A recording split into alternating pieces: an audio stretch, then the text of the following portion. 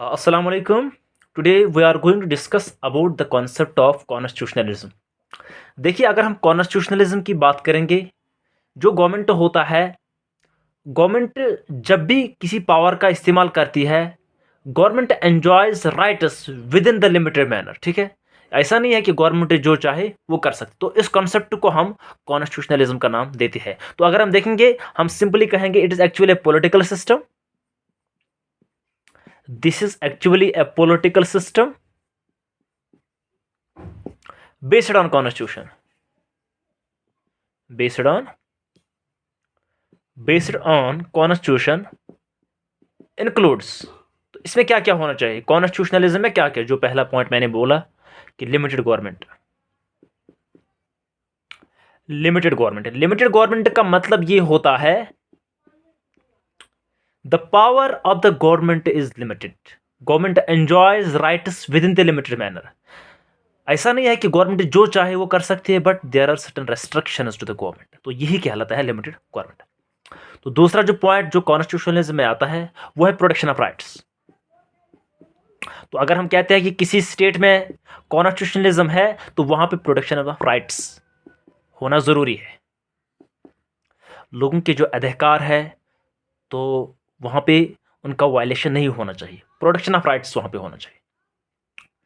अब सवाल ये उठता है कि प्रोटेक्शन ऑफ राइट्स कहाँ पे होता है? Where there is democratic form of government, that is democracy. तो जिस स्टेट में डेमोक्रेसी होगी तो उसी स्टेट में प्रोटेक्शन ऑफ राइट्स भी हो सकता है. ठीक है, तो यहाँ पे डेमोक्रेटिक फॉर्म ऑफ गवर्नमेंट होनी चाहिए. ऐसा नहीं कि वहाँ पे ऑटोक्रेटिक रूल है या इस तरीके से हम कहेंगे डिक्टेटरशिप है. नहीं, वहाँ पे डेमोक्रेसी होनी चाहिए. ठीक है, इसी तरीके से वहाँ पे रूल ऑफ लॉ होना चाहिए. Rule of law, every action should be under rules. ठीक है, it should not go beyond the law. ठीक है, that is rule of law. इस तरीके से वहाँ पे एक कॉन्सेप्ट है, क्या कहते हैं उसे, सेपरेशन ऑफ पावर्स भी होना चाहिए. सेपरेशन ऑफ पावर्स भी होना चाहिए. सेपरेशन ऑफ पावर्स क्या होता है? अगर हमारे पास गवर्नमेंट है, ठीक है, तो गवर्नमेंट के हमारे यहाँ पे 3 ऑर्गन्स है. एग्जीक्यूटिव है, लेजिस्लेटिव है और जुडिशरी है. All the powers should not be vested in the single authority. There should be separation of power, the distribution of power. All the power should be in the different institution. जैसे हम government की बात करेंगे तो यहाँ पे अगर हम बात करेंगे, गवर्नमेंट हैज 3 ब्रांच. ठीक है, एग्जीक्यूटिव, लेजिस्लेटिव और क्या कहते हैं जुडिशरी. ठीक है, ऐसा नहीं है कि इसके पावर एक सिंगल अथॉरिटी के पास रखा गया. No, such not the case. बल्कि जो लेजिस्लेचर के पावर्स है वो लेजिस्लेचर के पास है, लेजिस्लेटिव पावर जिनको हम कहते हैं, या एग्जीक्यूटिव के पावर जो है एग्जीक्यूटिव के पास है, या जुडिशियल सिस्टम के पावर्स जो है वो जुडिशरी के पास है. This is actually the concept of separation of powers. ठीक है, नाउ क्या हम कह सकते हैं जिस स्टेट में कॉन्स्टिट्यूशन है उसमें कॉन्स्टिट्यूशनलिज्म भी है? No, such not the case.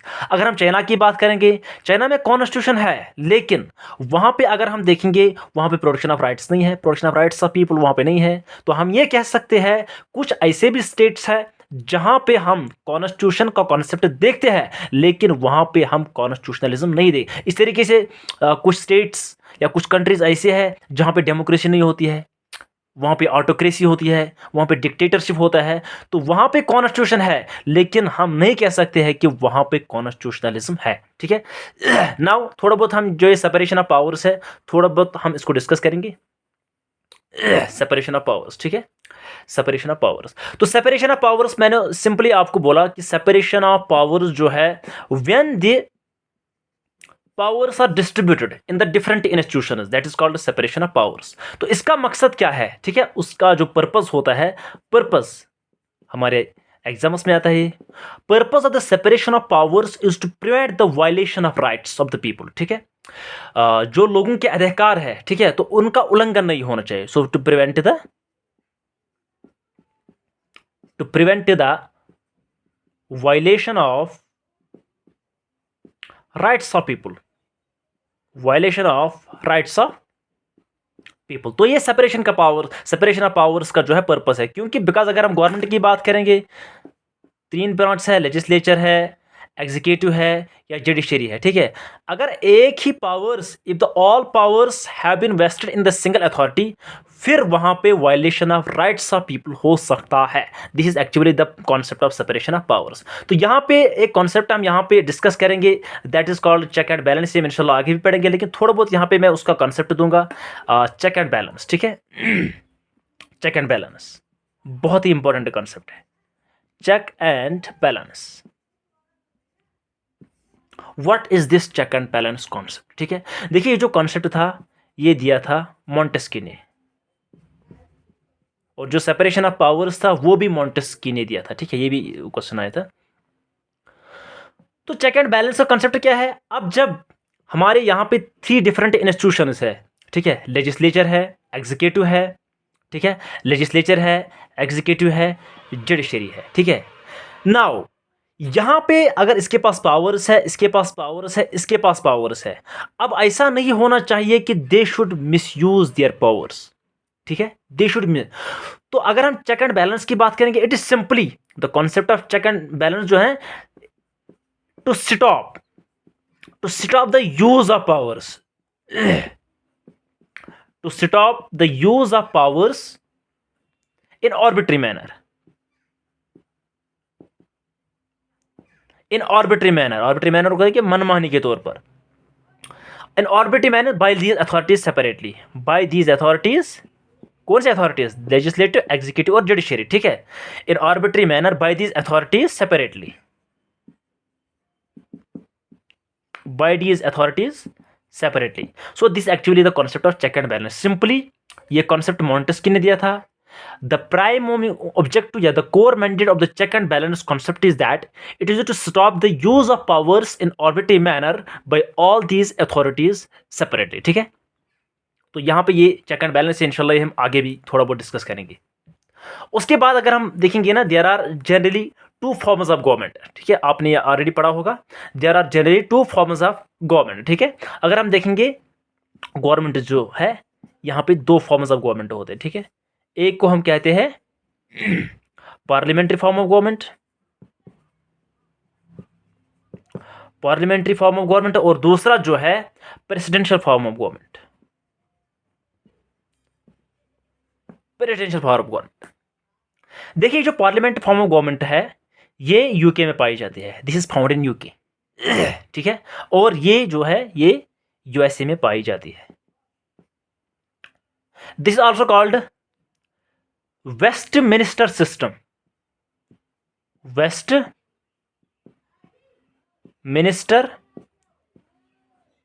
System. ये वो मंत्री मिनिस्टर नहीं है। This minister is actually a place in London wire British parliament is located, ठीक है। तो इसीलिए उसको वेस्टमिनिस्टर सिस्टम का नाम दिया जाता है, ठीक है। Now the question arises, what is this parliamentary form of government and what is this presidential form of government, ठीक है। तो एक्चुअली क्या होता है, जो ये पार्लियामेंट फॉर्म ऑफ गवर्नमेंट है यहां पे ड्यूअल एग्जीक्यूटिव होता है,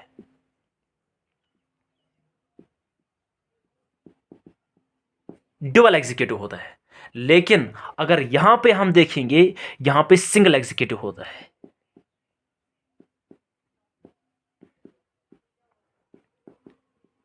now the question arises, what is this dual executive and what is this single executive, ठीक है। यहां पे एक्चुअली 2 हेड्स होते हैं हमारे ड्यूअल एग्जीक्यूटिव में। एक होता है हमारा नॉमिनल हेड और दूसरा होता है हमारा रियल हेड, रियल हेड। आप इंशाल्लाह ये आगे आर्टिकल 53 क्लास 1 में पढ़े हुए और आर्टिकल 74 1 में, तो it indicates the parliament system of government. हम ये आगे भी पढ़ेंगे, ठीक है। देयर आर यूजुअली 2 हेड्स, ठीक है। एक होता है हमारा नॉमिनल हेड, दूसरा होता है हमारा रियल हेड, ठीक है। इसी को हम डिजोर भी कहते हैं और यहां पे हम डिफैक्टो, फैक्टो रियल हेड, ठीक है। This nominal head is actually the head of the state. Important point. Head of state. लेकिन जो रियल हेड होता है, this is actually the head of the government, head of government. अगर हम head of the state की बात करेंगे, इसमें एग्जांपल आता है हमारा प्रेसिडेंट, ठीक है, प्रेसिडेंट। लेकिन अगर हम हेड ऑफ द गवर्नमेंट की बात करेंगे तो इसमें आता है हमारा पीएम, ठीक है, इसमें हमारा आता है पीएम। तो मैंने बोला ड्यूअल एग्जीक्यूटिव में दो हेड्स होते हैं, नॉमिनल हेड, रियल हेड, ठीक है। This is actually the head of the state और this is actually the head of the government, यानी कि पीएम, यहाँ पे प्रेसिडेंट। लेकिन अगर हम प्रेसिडेंशियल फॉर्म ऑफ गवर्नमेंट में देखेंगे तो यहाँ पे सिंगल एग्जीक्यूटिव होता है, यानी कि all the powers have been vested in the single authority that is president, ठीक है। तो यहाँ पे खाली प्रेसिडेंट होता है, जैसे हम अमेरिका की बात करते हैं ना, वहां पे प्रेसिडेंट होता है।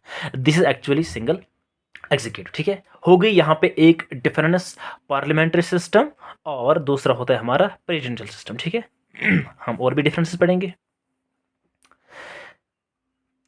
यहां पे जो होता है, यहां पे फ्लेक्सिबल सेपरेशन ऑफ पावर्स होता है, फ्लेक्सिबल सेपरेशन ऑफ पावर्स। तो यहां पे रिजिड सेपरेशन ऑफ पावर्स होता है। क्या होता है? Rigid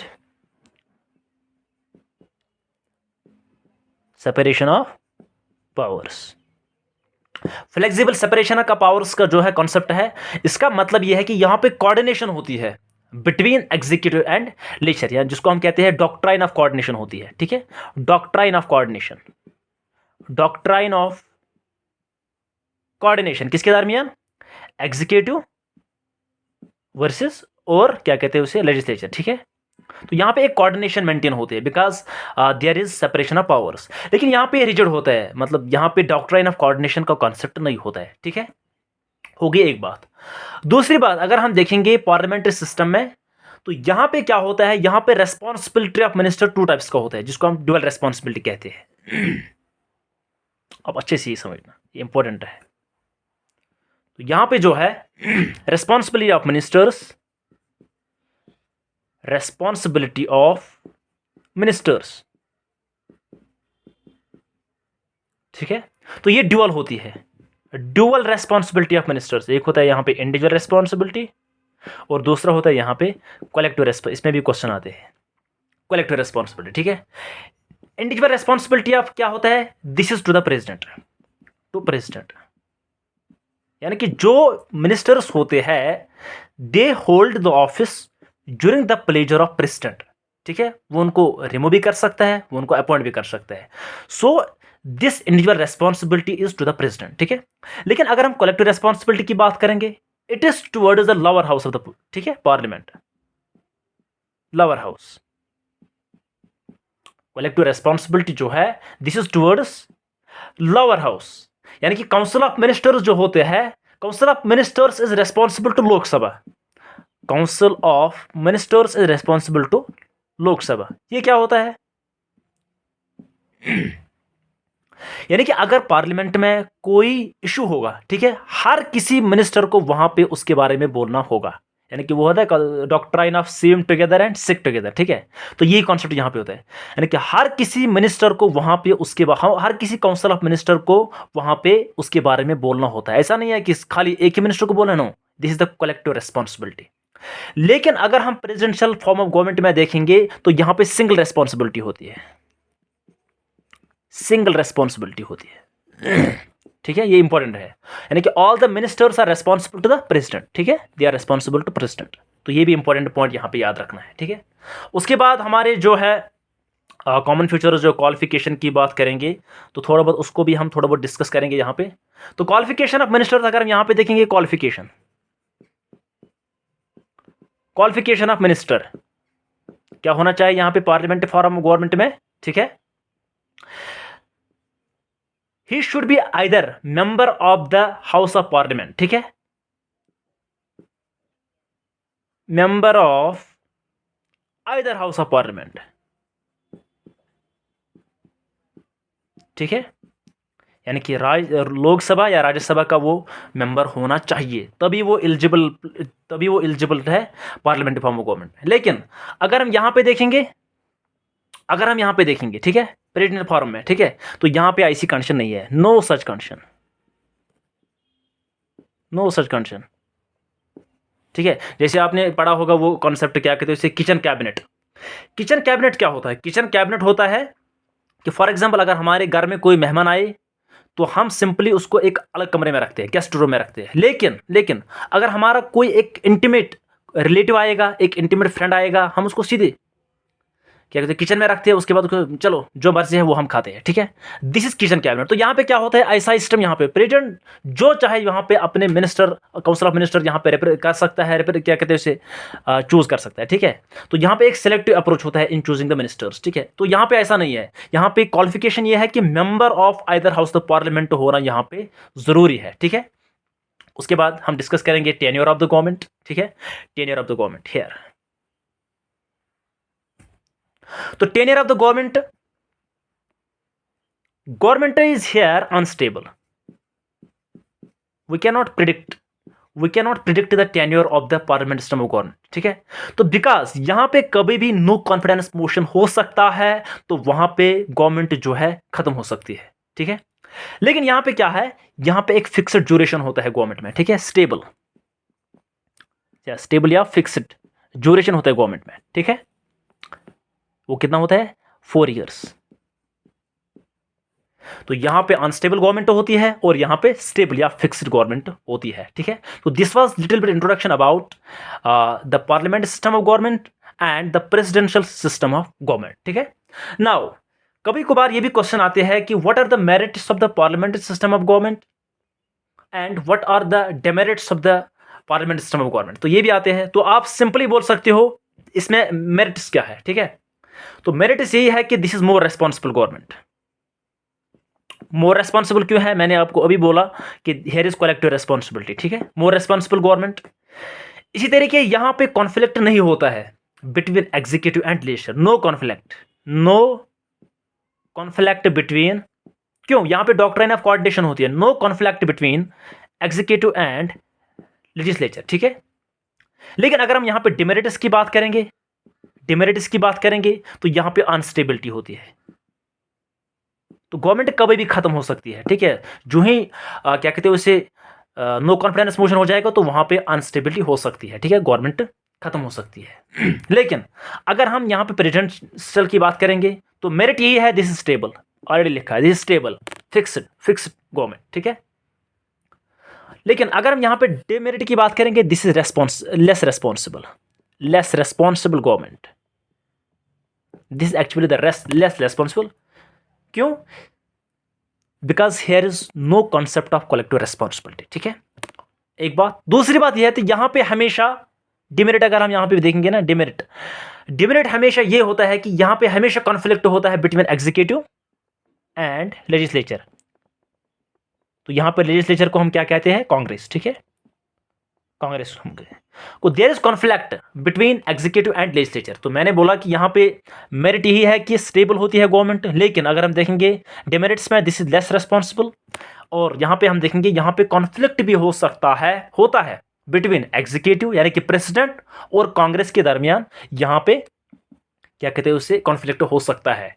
so this was about parliament system of government and presidential system of government, ठीक है। उसके बाद हम इंशाल्लाह नेक्स्ट लेक्चर में पढ़ेंगे reason for adoption of parliamentary system of government by India, ठीक है। तो ये इंडिया ने क्यों ये वाला सिस्टम चूज किया, तो इंशाल्लाह ये नेक्स्ट लेक्चर में हम इंशाल्लाह डिस्कस करेंगे।